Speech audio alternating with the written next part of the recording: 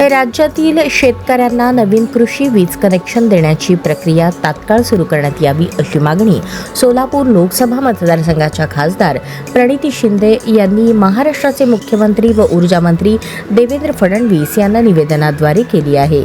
निवेदनात खासदार शिंदे यांनी नमूद केले आहे की महाराष्ट्र शासनामार्फत शेतकऱ्यांना देण्यात येणारी नवीन कृषी वीज कनेक्शन प्रक्रिया सध्या पूर्णपणे बंद करण्यात आली असून त्यामुळे राज्यातील अनेक शेतकरी मोठ्या अडचणीत सापडले आहेत। वीज कनेक्शन नसल्यामुळे शेतकऱ्यांना शेतीपंप चालवता येत नसल्याने अनेक ठिकाणी पिकांना पाणी देणेही कठीण झाले आहे।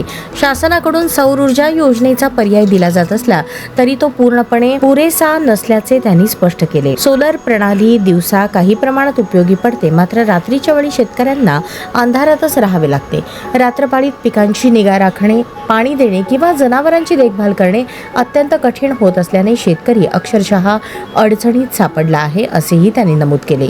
शेती हा 24 तास चालणारा व्यवसाय असल्यामुळे नियमित वीज पुरवठा अत्यावश्यक असून केवळ सोलर योजनेमुळे हा प्रश्न पूर्णपणे सुटत नाही असेही खासदार प्रणिती शिंदे यांनी निवेदनात म्हटले आहे। त्यामुळे शेतकऱ्यांच्या हितासाठी नवीन कृषी वीज कनेक्शन देण्याची प्रक्रिया त्वरित सुरू करण्यासाठी राज्य सरकारने तातडीने पावले उचलावीत अशी मागणी त्यांनी केली आहे।